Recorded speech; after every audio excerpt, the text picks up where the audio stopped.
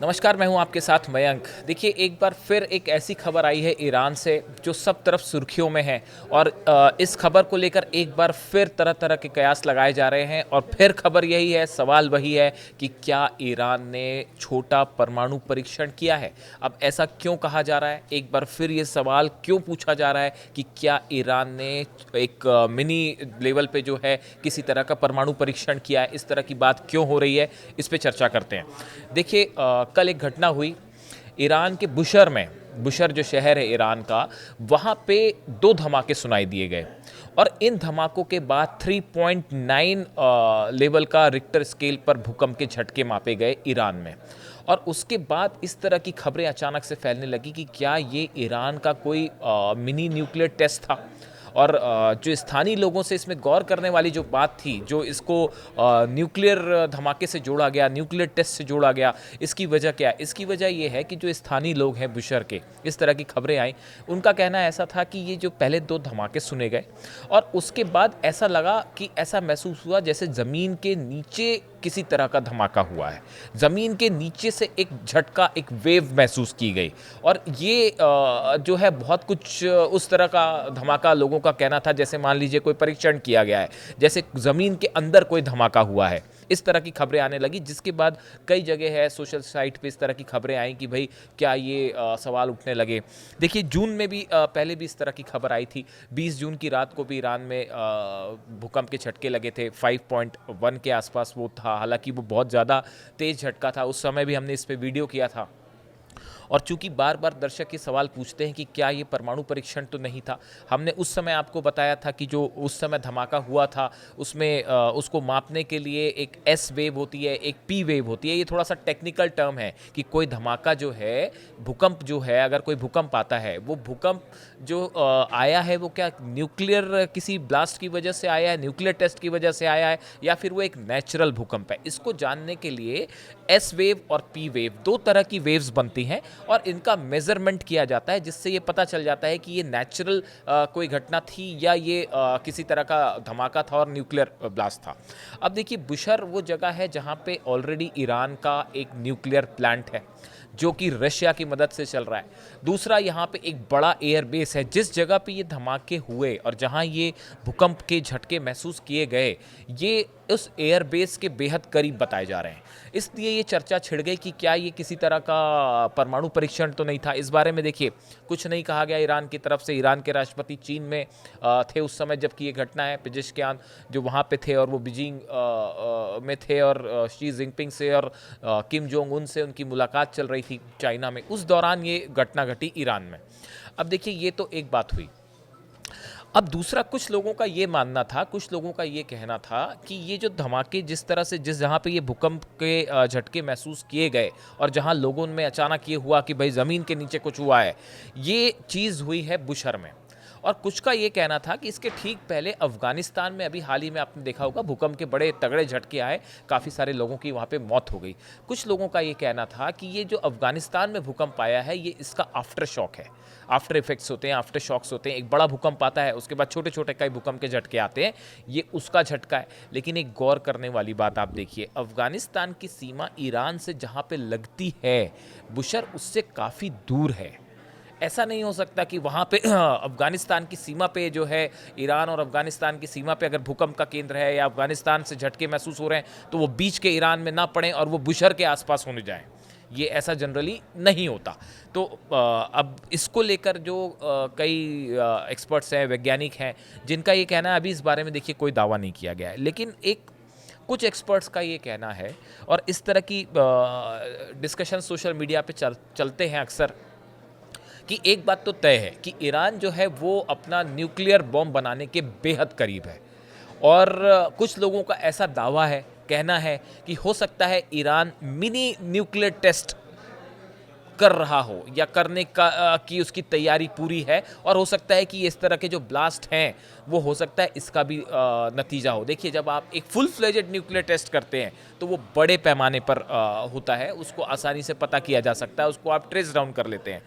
क्या छोटे लेवल पे अपने रेडिएशन को चेक करने के लिए या यूरेनियम का एनरिचमेंट लेवल कितना एक्यूरेट है, उससे क्या कितना सक्सेसफुल हो सकता है ये पूरा ब्लास्ट, इसको चेक करने के लिए क्या मिनी लेवल पे कोई परमाणु परीक्षण हो सकता है, इसको लेकर भी अलग अलग राय चल रही हैं। अब देखिए इसी बीच में आईएईए की एक रिपोर्ट आई है। ये आईएईए अंतर्राष्ट्रीय एजेंसी है जो कि ईरान के न्यूक्लियर साइट्स पे विजिट करके पता लगाती है कि भाई यहाँ पे कितना कार्यक्रम आगे बढ़ रहा है, ईरान का प्रोग्राम आगे तो नहीं बढ़ रहा है, इस तरह की बातें हैं। तो इनकी एक गोपनीय रिपोर्ट आई जो कि यूनाइटेड नेशंस के कई सदस्यों देशों को दी गई है। इस बात में इसमें ये बताया गया, इस रिपोर्ट में खुलासा हुआ है कि जून में जब वॉर चल रहा था इसराइल और ईरान का, उस समय की ये एक रिपोर्ट सामने आई है और उसमें ये बताया गया कि जून के महीने में एक महीने के अंदर, देखिए इसमें कहा है according to IAEA as of June 13 2025 Iran held 440.9 kilogram of uranium enriched up to 60%। इसमें यह कहा गया कि जून के महीने में 13 जून की ये रिपोर्ट है कि 13 जून तक ईरान के पास 440.9 किलोग्राम एनरिच्ड यूरेनियम है जो कि 60% तक एनरिच है। अब ये इनका कहना ऐसा है कि जो हमारी पिछली रिपोर्ट थी, मई की जो रिपोर्ट थी, उसके मुकाबले ये 32.3 किलोग्राम ज़्यादा है। यानी एक महीने के अंदर ईरान ने करीब 32 किलो यूरेनियम एनरिच किया। ये आईएईए का दावा है। देखिए ये इस बात को बताता है कि ईरान बहुत तेज़ी से, देखिए इस तरह की खबरें हैं पहले भी कि ईरान जो है वो न्यूक्लियर बॉम्ब बनाने के बेहद करीब है। और ये रिपोर्ट अगर सही है तो देखिए 60% आपके पास एनरिच्ड यूरेनियम है, ये आईएईए खुद कह रहा है। अगर ये 90% तक एनरिच हो जाए, जो कि बड़े आसानी से किया जा सकता है, इसीलिए घबराकर अमेरिका ने हमले किए, इसीलिए इजराइल ने घबराकर हमले किए कि भाई किसी भी तरह ईरान के न्यूक्लियर प्रोग्राम को रोका जाए। जो फोर्दो में, नतांज में और इस्फहान पर हमले हुए B-2 बॉम्बर्स से और मिसाइल्स, टॉमहॉक मिसाइल से हमले हुए, वो इस प्रोग्राम को रोकने के लिए किए गए। लेकिन यूरेनियम तो सुरक्षित है, वो पूरी दुनिया जानती है कि उसको ईरान ने सही जगह पहले ही पहुंचा दिया, ठिकाने लगा दिया, उसको मिला कुछ नहीं अमेरिका को। अब देखिए, अब इसके बाद की कहानी समझिए।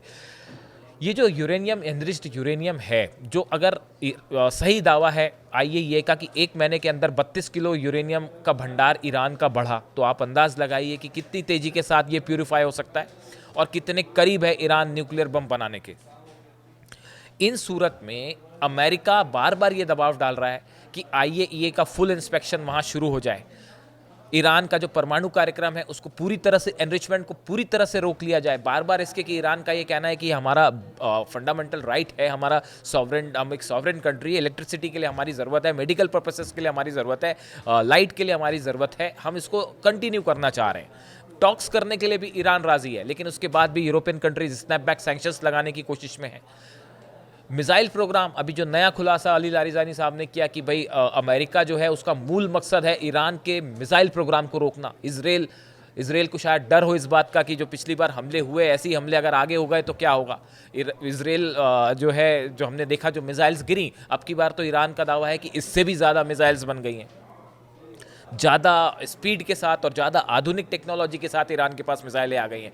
इस सूरत में अगर ईरान खुद को परमाणु न्यूक्लियर देश घोषित कर देता है, जिसकी प्रबल संभावनाएं बताई जा रही हैं, खासकर अगर स्नैपबैक सैंक्शंस लग जाते हैं, अगर ईरान को ज़बरदस्ती जो है वो उस पर आप लाद दिए जाएं प्रतिबंध, तो कई सारे साइंटिस्ट का ये कहना है कि ईरान ऑलरेडी इस पोजीशन में है कि चंद दिनों के अंदर अगर ईरान चाहे तो वो न्यूक्लियर धमाका कर सकता है। कुछ का तो ये भी दावा है कि ये जो आफ्टर शॉक, ये जो छोटे छोटे भूकंप आ रहे हैं, हो सकता है ये किसी तरह का परमाणु परीक्षण हो। हालांकि इसके बारे में कोई पुख्ता जानकारी नहीं है। देखिए ये ऐसी चीज़ें हैं जो जब तक कोई डिक्लेयर ना करे, जब तक कोई पुख्ता जानकारी सामने नहीं आए, तब तक कुछ आप कह नहीं सकते। पूरे दुनिया भर के सैटेलाइट्स ईरान की गतिविधियों को मॉनिटर करते हैं, चाहे अमेरिका के हों, चाहे यूरोपियन कंट्रीज़ के हों। ये समझने की कोशिश में लगे रहते हैं कहीं ईरान में न्यूक्लियर टेस्ट तो नहीं हो रहा। किम जोंग उन हाल ही में मिले पेजिशकियान साहब से, राष्ट्रपति ईरान के, और वो पहले ही कह चुके हैं किम जोंग उन को ईरान को फ़ौरन न्यूक्लियर टेस्ट करना चाहिए, आप दबाव में मत आइए, फ़ौरन न्यूक्लियर टेस्ट करिए। इन सूरत में ये जो भूकंप है जिसको लेकर सबसे ज़्यादा चर्चा हो रही है कि क्या ये किसी तरह का मिनी न्यूक्लियर टेस्ट था, क्योंकि जब आप कोई डिवाइस यूज़ करते हैं, चाहे फिशन डिवाइस हो या फ्यूज़न डिवाइस हो, उसका एक छोटे रूप में आजकल देखिए उसको टेस्ट करने के लिए आपको एक बड़ा फुल फ्लेजेड ब्लास्ट की ज़रूरत नहीं है। अब तो लैब टेस्ट भी होता है, यानी कि आप एक कंप्यूटर पे ही जो है वो पूरा आकलन कर लेंगे कि आपका परमाणु परीक्षण जो है वो कितना सक्सेसफुल है या नहीं है। कंप्यूटर लेवल पे ही वो टेस्ट हो जाते हैं। तो हो सकता है, कई लोगों का ये कहना है, कई एक्सपर्ट्स का ये कहना है, जो न्यूक्लियर मामले के जानकार हैं, वो बताते हैं कि कहीं ऐसा तो नहीं कि ये छोटे छोटे स्तर का टेस्ट है, जो ईरान कुछ छोटे न्यूक्लियर बॉम्ब्स डेवलप कर रहा हो या उसकी एक्यूरेसी टेस्ट करने के लिए। हालांकि देखिए, इस बारे में कोई पुख्ता जानकारी नहीं है। I am repeating it again कि किसी एजेंसी ने नहीं कहा है कि ये टेस्ट है। इस तरह की बातें अभी सिर्फ चर्चाओं में ही है। ईरान की तरफ से इस बारे में कुछ नहीं कहा गया है। कई इंटरनेशनल एजेंसीज हैं जो ये मॉनिटर करती हैं कि ये क्या कोई न्यूक्लियर टेस्ट तो नहीं था, उनकी तरफ से भी कुछ नहीं कहा गया है। पिछली बार जो भूकंप आया था उसमें ये कहा गया था कि नहीं, ये नॉर्मल अर्थक्वेक की घटना है। इस बार इसे अफगानिस्तान से जोड़ा जा रहा है, लेकिन अफगानिस्तान और बुशर में बहुत अंतर है, दूर है बहुत ज़्यादा। बीच में भूकंप ना आए और इधर भूकंप आ जाए, ये थोड़ा सा बात जम नहीं रही। इस सूरत में एक बार फिर इस पे चर्चा है कि क्या ईरान ने न्यूक्लियर टेस्ट किया है, क्या ईरान आने वाले दिनों में न्यूक्लियर टेस्ट करेगा। और इसी बात को लेकर एक और बड़ी खबर यह है कि इजराइल जो है एक बार फिर बड़े अटैक की तैयारी में जुट चुका है ईरान के ऊपर। ऐसी एजेंसीज को खबर मिली है, ईरान की तरफ से सोर्सेज से ये खबर आई है कि ईरान इस बात को समझ रहा है कि इजराइल जो है वो कभी भी एक बड़ा हमला कर सकता है, खासकर इस स्थिति में जब न्यूक्लियर टॉक्स पूरी तरह से फेल हो गई हैं, 6 दौर की बात फेल हो गई है और यूरोप जो है वो सैंक्शंस लगाने जा रहा है। इस सूरत में एक आपको ऐसा लग सकता है कि सीज फायर है, ईरान की तरफ से कहा गया अगर जवाब कोई भी हमला हुआ, इस बार वो जवाब होगा कि इजराइल देखता रह जाएगा। इस सिचुएशन में ये खबर बेहद अहम हो जाती है कि ईरान ने क्या कोई न्यूक्लियर परीक्षण किया है, या इसको लेकर तमाम दुनिया की नज़रें लगी हुई हैं कि ईरान का न्यूक्लियर प्रोग्राम अब किस तरफ आगे बढ़ता है। इससे जुड़ी जो भी जानकारी होगी वो हम आप तक पहुंचाएंगे। Thank you so much.